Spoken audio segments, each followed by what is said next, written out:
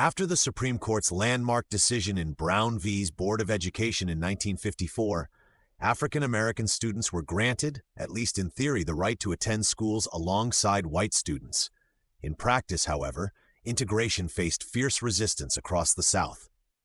By the summer of 1955, racial violence surged. Among the most shocking incidents was the kidnapping and murder of 14-year-old Emmett Till, a crime that sparked outrage and galvanized civil rights activism nationwide. Later that year, the Montgomery Bus Boycott began in Alabama. Led by a young Martin Luther King Jr., the boycott became a powerful nationwide symbol of nonviolent resistance against segregation. In 1956, Southern lawmakers issued the Southern Manifesto, vowing to resist integration by all lawful means. Resistance escalated in 1957 and 1958, especially during the tense integration of Little Rock Central High School.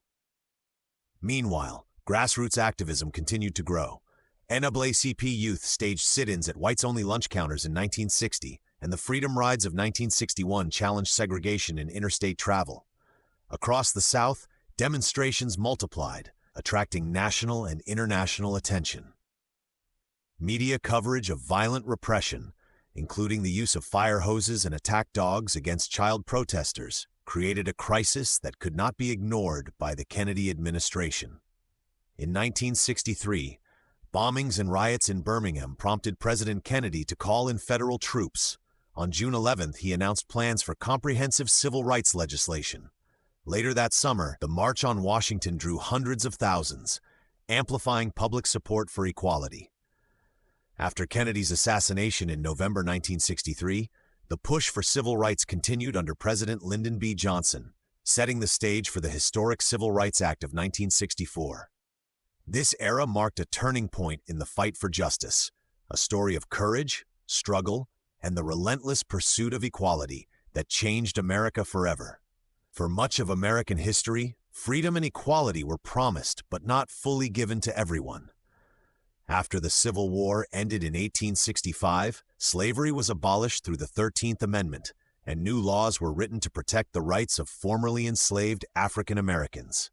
The 14th Amendment, 1868, granted citizenship and equal protection under the law, while the 15th Amendment, 1870, prohibited denying the right to vote based on race. However, these promises were soon weakened through violence, intimidation, and legal maneuvering. By the early 20th century, segregation and racial discrimination had become deeply rooted in American life, especially in the southern states. Segregation meant that Black Americans were forced to live, learn, and work separately from white Americans. Schools, buses, restaurants, hospitals, and even drinking fountains were divided by race. These systems were supported by state and local laws known as Jim Crow laws. These laws claimed to support separate but equal treatment following the Supreme Court's decision in Plessy Ferguson, 1896, but in reality, Black Americans received fewer resources, lower quality education, and limited opportunities. Violence and fear were also used to maintain racial control. Lynching, threats, and police brutality were common, and many African Americans were denied the right to vote through unfair literacy tests, poll taxes, grandfather clauses, and intimidation.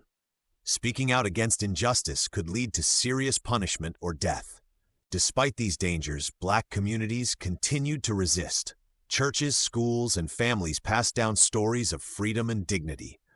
Early civil rights groups, such as the National Association for the Advancement of Colored People, NAACP, founded in 1909, began challenging racist laws through the courts and public campaigns.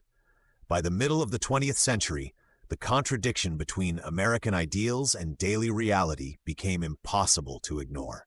The United States claimed to be a leader of democracy, yet millions of its citizens were denied basic rights. This tension set the stage for the modern civil rights movement, a long struggle that would eventually lead to the Civil Rights Act of 1964. Between 1900 and 1939, segregation became more organized and legally enforced across the South. State governments passed laws that required racial separation in nearly every part of daily life. These laws affected where people could live, attend school, eat, shop, and travel. Courts often supported these laws, giving them legal power. Education was one of the most unequal areas. Black schools received far less funding than white schools. Buildings were older, supplies were limited, and teachers were paid less. Many black children were forced to leave school early to work and support their families. This lack of education limited job opportunities and reinforced poverty. Voting rights were also taken away through various means. Literacy tests, poll taxes, white primaries, and intimidation were used to prevent black citizens from voting. Without political power, African Americans had little influence over the laws that controlled their lives. Economic inequality was another major problem. Many black Americans worked as sharecroppers or laborers for very low wages. They were often trapped in debt and could not improve their living conditions. Labor unions frequently excluded black workers, making economic advancement even harder. Still, resistance continued. Black newspapers such as the Chicago Defender and the Pittsburgh Courier reported injustices and mobilized communities. Churches became centers of organization and hope. The NAACP worked to challenge segregation in the courts, slowly building legal cases against discriminatory laws. Though progress was limited during this period, these early efforts laid the groundwork for future victories. The segregation era showed how deeply racism was embedded in American society, but it also revealed the strength and determination of those who refused to accept injustice. World War I, 1914 to 1918, brought new experiences and expectations for African Americans. Approximately 380,000 black men served in the military, many believing that fighting for democracy abroad would earn them greater respect and rights at home. At the same time, large numbers of black families moved from the rural South to northern cities in a movement known as the Great Migration, roughly 1916-1970, with the first wave from 1916 to 1940. In northern cities, African Americans found better paying factory jobs and more educational opportunities. However, they also faced discrimination, overcrowded housing, and racial violence. Race riots broke out in several cities during the Red Summer of 1919, showing that racism was not limited to the South. Despite these challenges, new cultural and political movements emerged. Black writers, artists, and musicians expressed pride and resistance through their work, particularly during the Harlem Renaissance of the 1920s. This period helped strengthen black identity and confidence. The war showed African Americans that change was possible, but it also made clear that equality would not come easily. These lessons would shape future civil rights strategies. World War II, 1939 to 1945, again placed African Americans at the center of a national contradiction. The United States fought against fascism and racism overseas, yet segregation remained legal at home. More than 1 million black soldiers served during the war, often in separate units, and they frequently faced discrimination from their own military. Civil rights leaders used this contradiction to push for change. The Double V campaign, launched by the Pittsburgh Courier newspaper in 1942, called for victory against enemies abroad and racism at home. Activists argued that democracy could not exist with segregation. During the war, black workers gained new industrial jobs as factories expanded production. In 1941, after A. Philip Randolph threatened a massive march on Washington, President Franklin D. Roosevelt issued Executive Order 8802, banning racial discrimination in defense industries and establishing the Fair Employment Practices Committee. This was an important step, though enforcement was limited. The war strengthened demands for equality and gave civil rights groups new momentum for the battles ahead.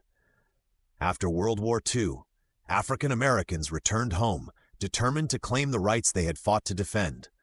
The NAACP, under the leadership of lawyers like Thurgood Marshall, expanded its legal efforts, focusing on ending segregation in education. Lawyers gathered evidence showing that separate schools were inherently unequal. Public opinion slowly began to shift. Television and newspapers brought images of racial injustice into American homes. Cold War politics also pressured the U.S. government to improve its human rights record, as the Soviet Union used American segregation as propaganda against democracy. President Harry S. Truman took important steps, including desegregating the armed forces through Executive Order 9981 in 1948 and establishing a civil rights committee that recommended federal action against discrimination. By the early 1950s, the stage was set for major legal and social changes. The struggle for civil rights was entering a new and decisive phase. In 1954, the NAACP achieved a historic victory with the Supreme Court case Brown v. Board of Education of Topeka. On May 17, 1954, the court unanimously ruled that racial segregation in public schools was unconstitutional. This decision overturned the separate but equal principle established by Plessy v. Ferguson in 1896. Chief Justice Earl Warren wrote in the decision that segregated schools were inherently unequal and that separating children solely because of their race generates a feeling of inferiority that damages their education. African American children could no longer be legally denied the right to study alongside white children in public schools. For many, this was a moment of hope and pride, a legal recognition of equality long denied. However, the decision also faced fierce resistance. Southern states employed massive resistance strategies to avoid integrating schools. Some closed public schools entirely, while others created private academies for white children. Violence and intimidation were common against black families who tried to attend formerly all-white schools. The court's follow-up decision in 1955, known as Brown II, ordered desegregation to proceed with all deliberate speed, but this vague timeline allowed for continued delay. Despite these challenges, Brown v. Board of Education became the foundation for the modern civil rights movement. It proved that the law could be a tool for justice, even in the face of deep social opposition. In the summer of 1955, the brutal murder of 14-year-old Emmett Till shocked the nation. Till, a black boy from Chicago, was visiting relatives in Money, Mississippi, when he was accused of whistling at or speaking inappropriately to Carolyn Bryant, a white woman. On August 28, 1955, he was kidnapped from his great-uncle's home by Roy Bryant and J.W. Milam, who brutally beat and shot him before dumping his body in the Tallahatchie River with a heavy cotton gin fan tied around his neck with barbed wire. Till's mother, Mamie Till Mobley, made the courageous decision to have an open casket funeral so the world could see what had been done to her son.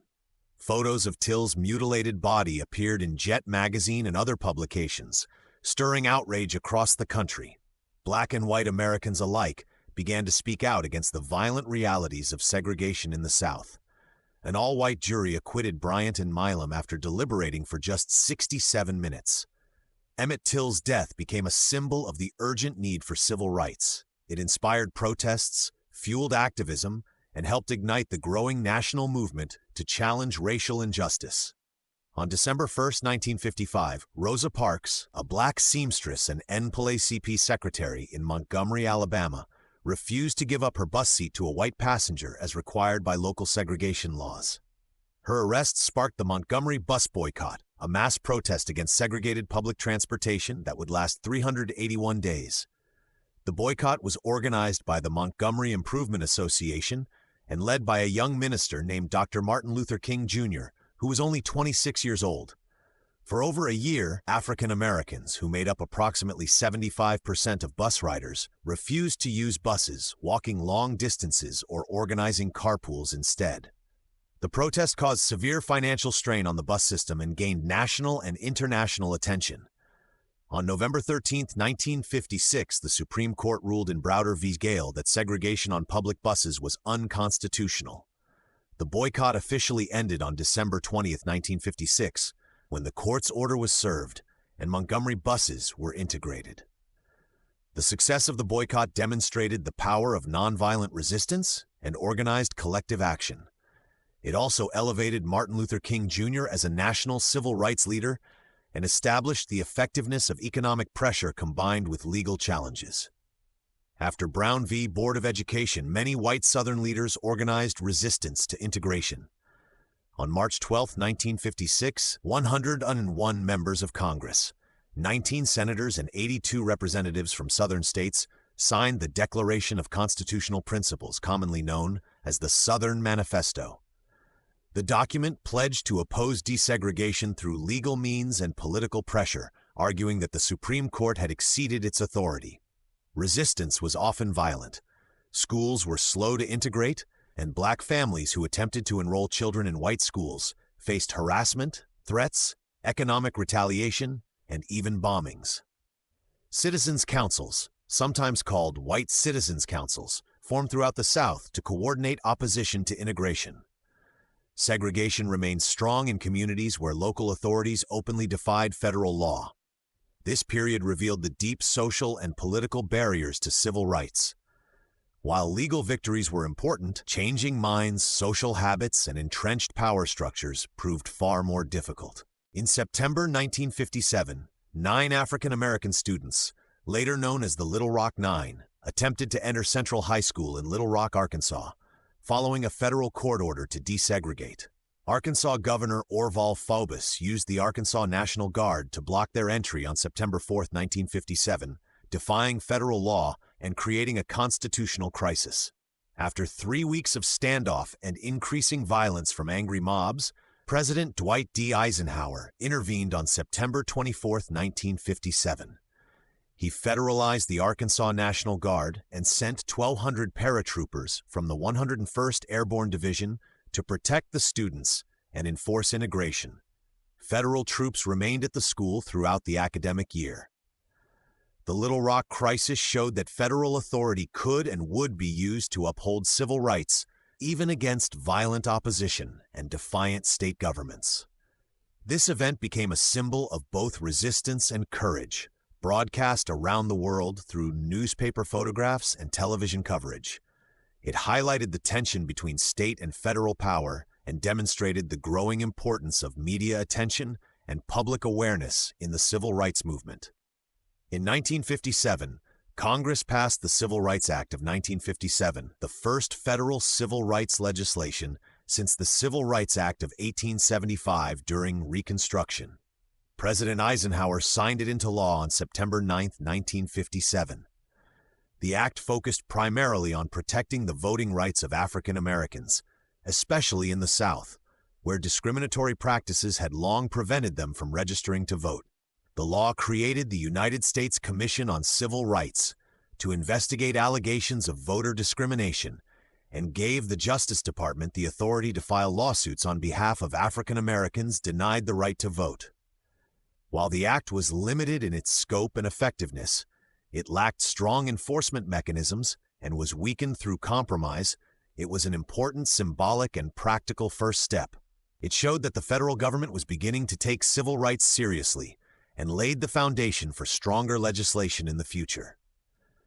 Civil rights leaders, while disappointed by the act's limitations, used it to highlight the need for further change and to organize efforts to ensure African Americans could participate fully in democracy. On February 1, 1960, 4 black college students, Ezell Blair Jr., David Richmond, Franklin McCain, and Joseph McNeil, sat down at a whites-only lunch counter at Woolworth's department store in Greensboro, North Carolina. When refused service, they remained seated until the store closed. This act sparked a wave of sit-ins across the South. Young African Americans, including members of the NAACP youth councils and college students, organized sit-ins at segregated lunch counters, libraries, parks, swimming pools, and other public facilities in cities across the South. During these protests, students would sit quietly at segregated counters, refusing to leave until they were served. They faced harassment, verbal abuse, physical violence, and arrest, but they remained committed to nonviolent protest. The sit-ins gained national attention through newspapers and television coverage. The success of the sit-ins inspired thousands of young people to join the movement. In April 1960, student activists formed the Student Nonviolent Coordinating Committee, SNCC, to coordinate actions and train activists in nonviolent protest techniques. Youth activism became a powerful and dynamic force in the civil rights struggle, bringing energy, urgency, and moral clarity to the movement. In May 1961, the Congress of Racial Equality, CORE, organized freedom rides to challenge segregation in interstate bus travel and terminal facilities. Despite Supreme Court rulings declaring segregated interstate travel unconstitutional, Southern states continued to enforce segregation in bus terminals. African American and white activists rode Greyhound and Trailways buses through the South, deliberately using whites-only facilities such as restrooms, waiting rooms, and lunch counters. The Freedom Riders faced brutal violence. In Anniston, Alabama, one bus was firebombed, and riders were beaten as they escaped. In Birmingham and Montgomery, riders were attacked by violent mobs. Police were conspicuously absent or slow to respond. Several riders were severely injured and hospitalized. Media coverage of these events, including photographs of the burned bus and beaten activists, shocked the nation and the world, highlighting the deep injustice and violence that sustained segregation. Attorney General Robert F. Kennedy eventually intervened, sending federal marshals to protect the riders. In September 1961, under pressure from the Kennedy administration, the Interstate Commerce Commission issued regulations prohibiting segregation in interstate bus terminals. The Freedom Rides demonstrated the extraordinary courage of activists and the power of nonviolent direct action to force federal intervention and create change. By the early 1960s, civil rights activism had become a truly national movement. Hundreds of demonstrations erupted in cities and towns across the country during 1962 and 1963. Protesters marched, held rallies, organized boycotts, and staged sit-ins to draw attention to inequality in education, employment, housing, and public accommodations. Television brought powerful images into American homes.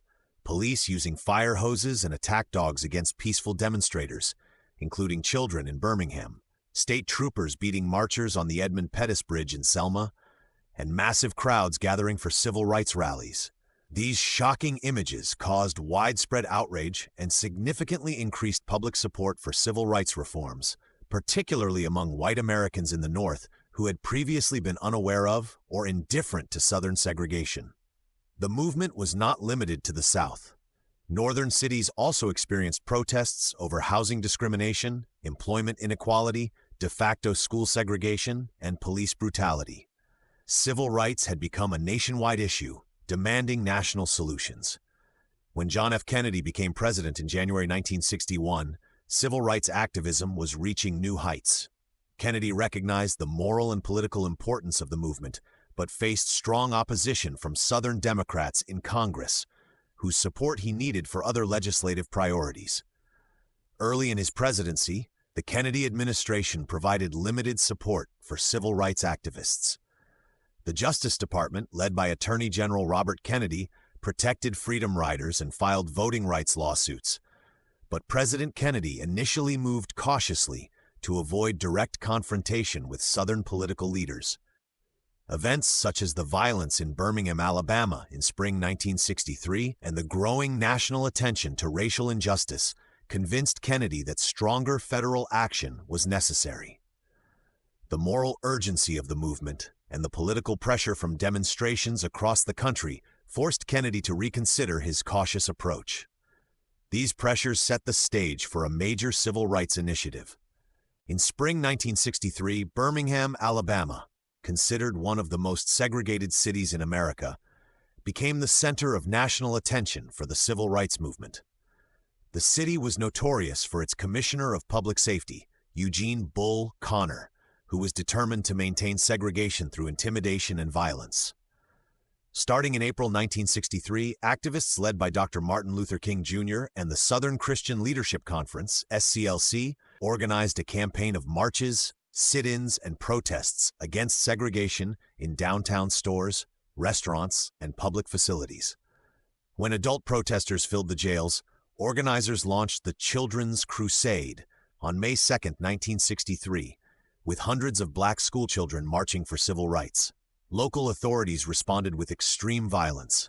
Commissioner Connor ordered police to use powerful fire hoses that could strip bark from trees and knock people down, police dogs that attacked demonstrators, and mass arrests.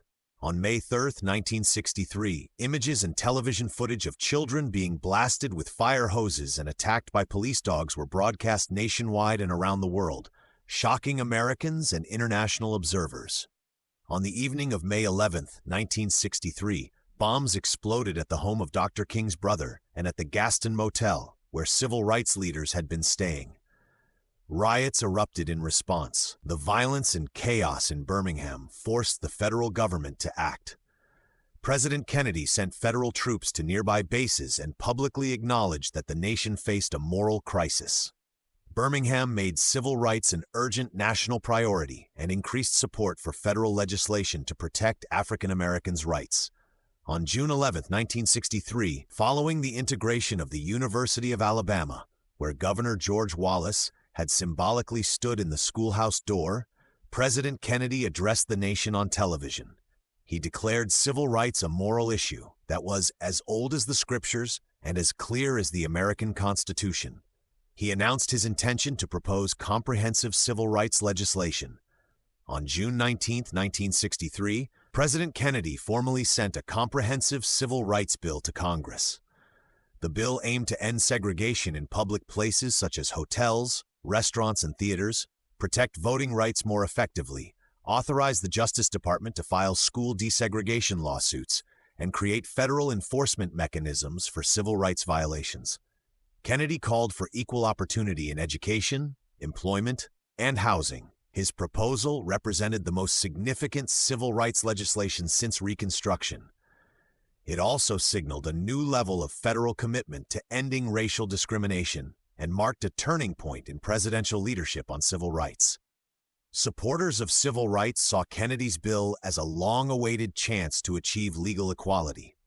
Opponents, especially Southern Democrats in Congress, vowed to resist the law through filibusters, amendments, and other legislative tactics. On August 28, 1963, the March on Washington for Jobs and Freedom drew more than 250,000 participants to the nation's capital, making it one of the largest political rallies in American history. The march was organized by a coalition of civil rights, labor, and religious organizations led by A. Philip Randolph, Bayard Rustin, and other leaders. Participants demanded an end to segregation, protection of voting rights, meaningful civil rights legislation, equal employment opportunities, and economic justice. Civil rights leaders including Dr. Martin Luther King Jr., John Lewis, Roy Wilkins, Whitney Young, and others addressed the crowd from the steps of the Lincoln Memorial. Dr. King delivered his famous "I Have a Dream" speech, which called for racial equality, justice, and an America that lives up to its founding principles. His speech became one of the most celebrated orations in American history. The march was peaceful, dignified, and highly organized. It received extensive television and newspaper coverage, presenting a powerful image of interracial cooperation and moral purpose. The March on Washington strengthened public support for the pending Civil Rights Bill and demonstrated the unity, discipline, and determination of the movement. It showed that peaceful, organized mass action could influence national policy and public opinion. On November 22, 1963, President Kennedy was assassinated in Dallas, Texas, by Lee Harvey Oswald. His death shocked the nation and the world, leaving civil rights legislation in uncertainty. Many feared that the bill would die in Congress without Kennedy's leadership. Vice President Lyndon B. Johnson, a Texan who had served as Senate Majority Leader, became president. Though initially viewed with suspicion by some civil rights leaders due to his Southern background, Johnson proved to be a passionate and effective champion of civil rights. In his first address to Congress on November 27, 1963, just 5 days after Kennedy's assassination, Johnson declared, "No memorial oration or eulogy could more eloquently honor President Kennedy's memory than the earliest possible passage of the Civil Rights Bill for which he fought so long." Johnson pledged to continue Kennedy's work and skillfully used his deep knowledge of congressional politics, his relationships with lawmakers, and his legendary powers of persuasion to guide the Civil Rights Bill through Congress despite fierce opposition from Southern senators. His commitment was both political and personal. He believed deeply that ending segregation and discrimination was morally right and essential for American democracy. Johnson's leadership marked a turning point. His political skill, determination, and ability to build coalitions helped ensure the bill's passage and transformed him into one of the most important presidential advocates for civil rights in American history. In late 1963 and early 1964, Congress began seriously debating the Civil Rights Bill. The legislation faced its first test in the House of Representatives, where it was considered by the Judiciary Committee. Southern Democrats and some Republicans sought to weaken the bill through amendments, while civil rights supporters worked to strengthen its provisions. The House Rules Committee, controlled by conservative Chairman Howard W. Smith of Virginia, initially blocked the bill. After intense pressure, including public demonstrations and negotiations led by President Johnson, the committee released the bill for floor debate. On February 10, 1964, after 9 days of debate, the House passed the Civil Rights Bill by a vote of 290 to 130. The real battle, however, would take place in the Senate, where Southern senators had more procedural tools to delay or block legislation. Public opinion played a critical role throughout this process. Television coverage, protests, petitions, and media attention created sustained pressure on lawmakers.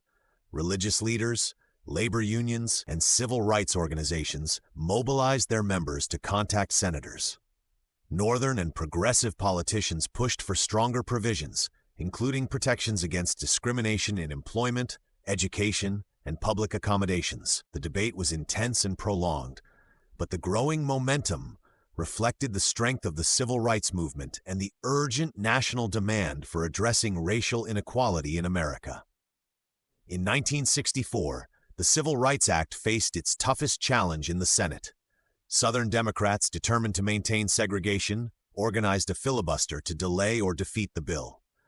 Led by senators such as Richard Russell of Georgia, Strom Thurmond of South Carolina, and Robert Byrd of West Virginia, opponents spoke for weeks, trying to exhaust supporters and prevent a vote.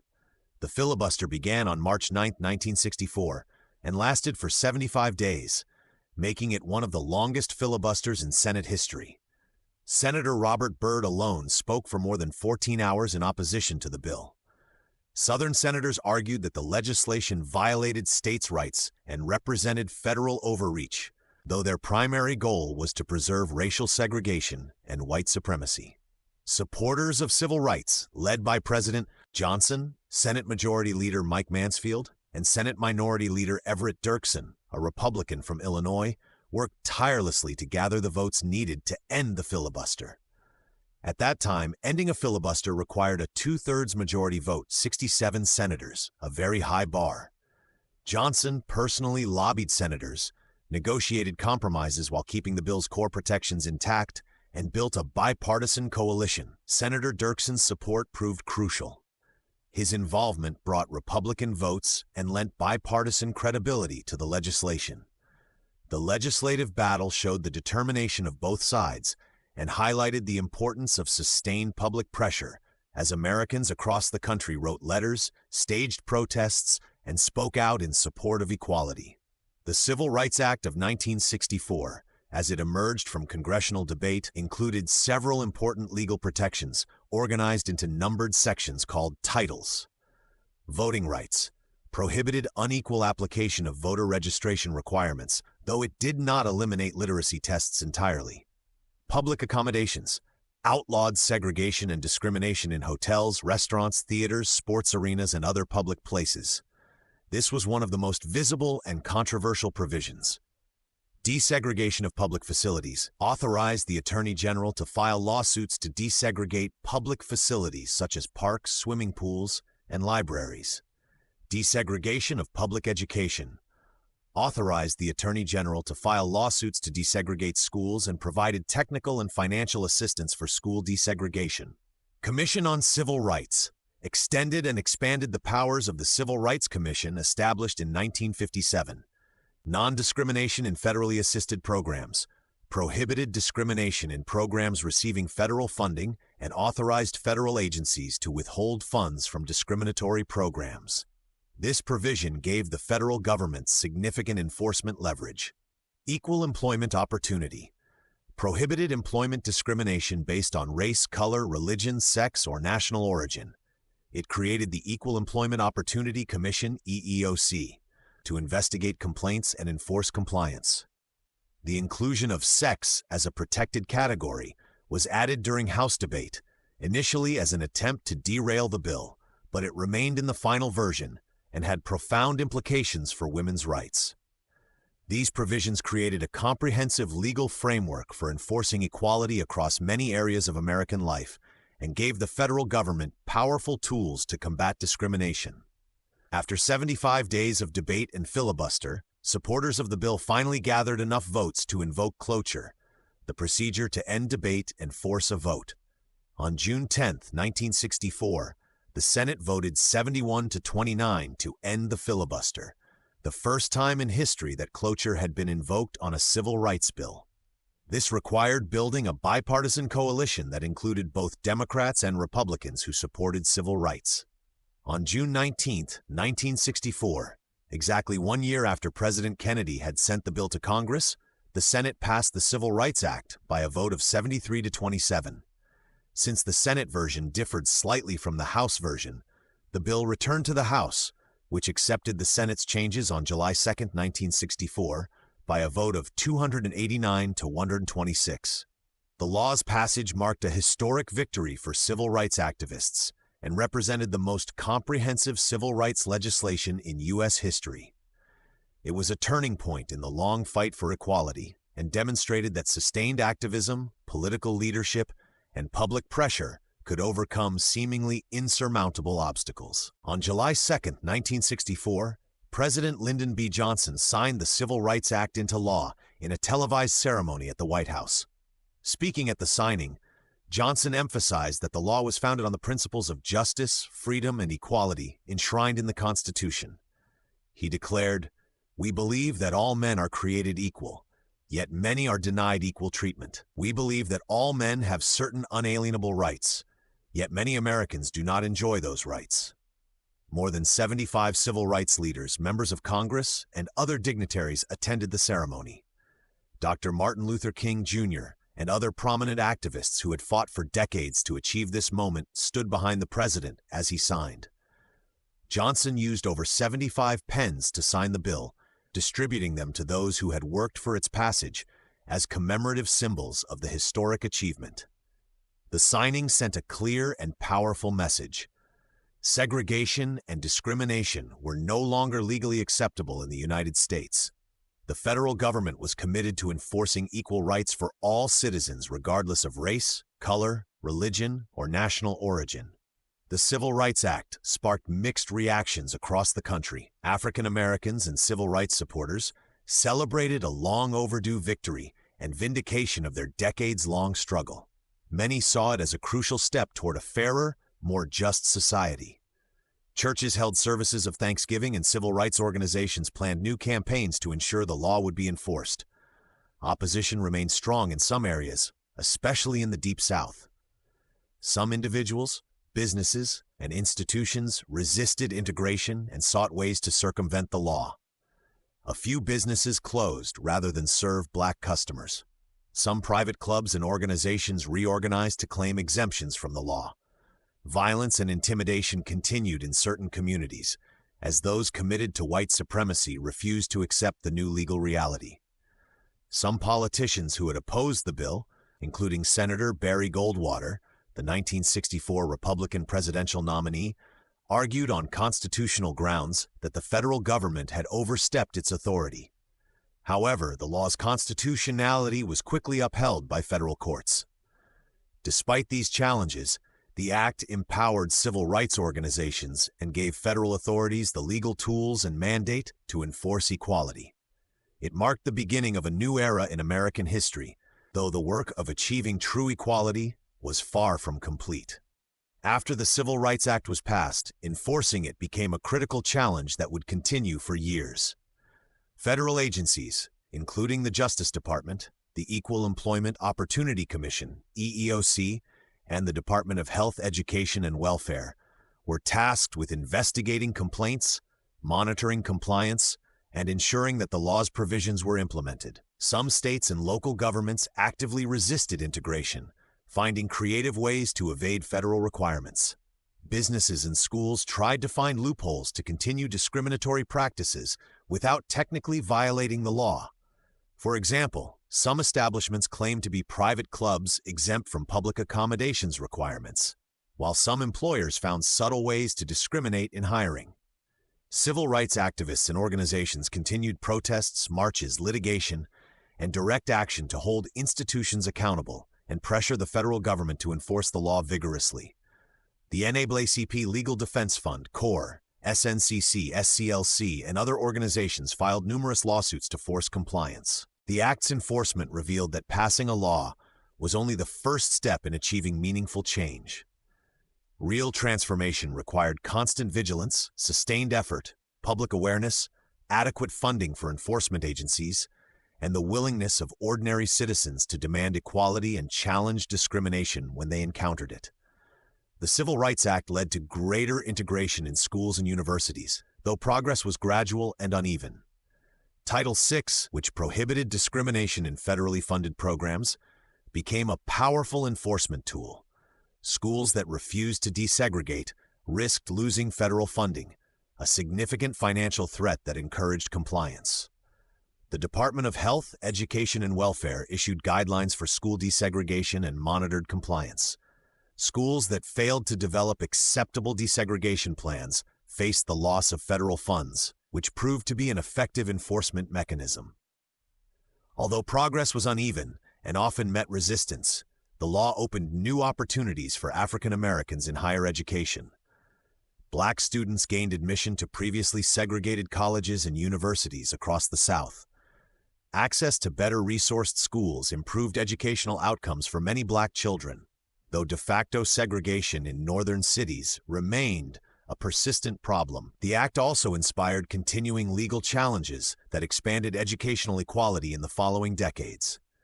Cases addressing busing, affirmative action, and equitable school funding built upon the foundation established by the Civil Rights Act of 1964.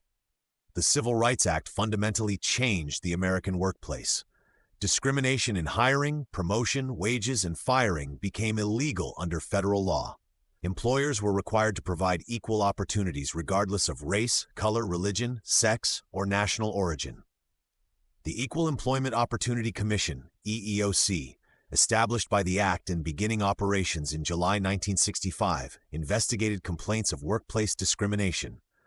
While initially underfunded and overwhelmed by thousands of complaints, the EEOC gradually became more effective at enforcing anti-discrimination laws. Workers who experienced discrimination now had a federal agency they could turn to for help. These changes helped African Americans and other minorities gain access to better jobs, professional positions, and higher wages. Black workers began entering fields and industries that had previously excluded them. Labor unions, which had often discriminated against black workers, came under pressure to integrate and provide equal treatment. The inclusion of sex as a protected category had profound and lasting effects on women's employment rights, opening doors for millions of women to enter traditionally male-dominated professions and challenging gender-based pay discrimination. While economic inequalities persisted and discrimination continued in subtle forms, the Civil Rights Act created a legal framework for challenging workplace discrimination and advancing economic opportunity. It established the principle that employment decisions should be based on qualifications and merit, not race or other protected characteristics. The Civil Rights Act of 1964 did not end racism or solve all the problems facing African Americans, but it strengthened the movement and created momentum for additional reforms. Activists recognized that legal equality was just one step toward achieving true justice and continued to fight for voting rights, fair housing, economic opportunity, and social equality. In 1965, following the brutal attack on marchers in Selma, Alabama, during Bloody Sunday on March 7, 1965, Congress passed the Voting Rights Act. Signed into law by President Johnson on August 6, 1965, this legislation provided stronger federal protection for the right to vote by banning literacy tests and authorizing federal oversight of voter registration in areas with histories of discrimination. The Voting Rights Act was one of the most effective pieces of civil rights legislation ever passed. In 1968, Congress passed the Fair Housing Act, also known as the Civil Rights Act of 1968, which prohibited discrimination in the sale, rental, and financing of housing. This law addressed residential segregation, though enforcement proved difficult and housing discrimination remained widespread. The civil rights movement also inspired and provided a model for other social justice causes.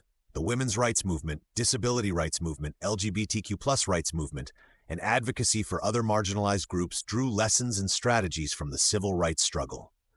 The tactics of nonviolent protest, legal challenges, and organized mass action became tools for many movements seeking equality and justice.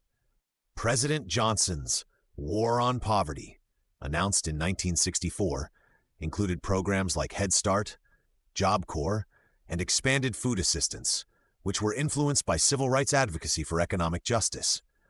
Medicare and Medicaid, established in 1965, provided healthcare access to millions of Americans, including many African Americans who had been denied adequate medical care. The Civil Rights Act of 1964 symbolized the power of organized, nonviolent action and demonstrated the importance of federal commitment and enforcement in achieving justice. It showed that ordinary people, through courage, persistence, and solidarity, could challenge deeply entrenched systems of oppression and transform society. The civil rights movement was a decades-long struggle against deep-rooted inequality and injustice. From the founding of the NAACP in 1909 to the mass protests of the 1960s, from the legal battles that culminated in Brown v. Board of Education to the freedom rides and sit-ins, ordinary people showed extraordinary courage and determination to demand equal rights and human dignity. The Civil Rights Act of 1964 marked a historic victory and a fundamental turning point in American history. It legally ended segregation in public places, prohibited discrimination in employment based on race, color, religion, sex, or national origin, and established federal mechanisms to enforce civil rights. The law removed the legal foundation that had supported racial segregation and discrimination for generations. More importantly, the act represented a moral victory and inspired hope that a more just and equal society was possible. It affirmed that all Americans, regardless of race, deserved equal treatment under the law and equal access to opportunities. The legislation validated the sacrifices of countless activists who had been beaten, jailed, and even killed in the struggle for freedom. However, the fight for civil rights did not end with the passage of the law. African Americans and their allies continued to push for fairness in education, housing, employment, criminal justice, and political representation. Enforcement of civil rights laws required constant vigilance and effort. New forms of discrimination emerged, including subtle biases in hiring, redlining in housing, and disparities in criminal sentencing that disproportionately affected Black communities. The civil rights movement's legacy extends far beyond the 1960s. It established principles of equality and justice that continue to guide Americans in addressing ongoing challenges of racial inequality, police brutality, voting rights restrictions, economic disparities, and systemic discrimination. The movement demonstrated that change is possible when people organize, speak out, and refuse to accept injustice. The Civil Rights Act of 1964 remains one of the most significant pieces of legislation in American history. It stands as a lasting reminder that freedom and equality are not gifts bestowed by those in power. They must be claimed, defended, and renewed by each generation. The act teaches us that progress requires courage, sacrifice, persistence, and the commitment of all citizens to defend the rights and dignity of every person. The struggle that led to the Civil Rights Act shows both how far America has come and how much work remains. It reminds us that democracy is not a static achievement, but an ongoing project that demands participation, vigilance, and the willingness to stand up for justice, even when doing so is difficult or dangerous. The legacy of the civil rights movement calls on each generation to continue the work of building a nation that truly lives up to its founding promise, that all people are created equal and deserve the opportunity to pursue life, liberty, and happiness.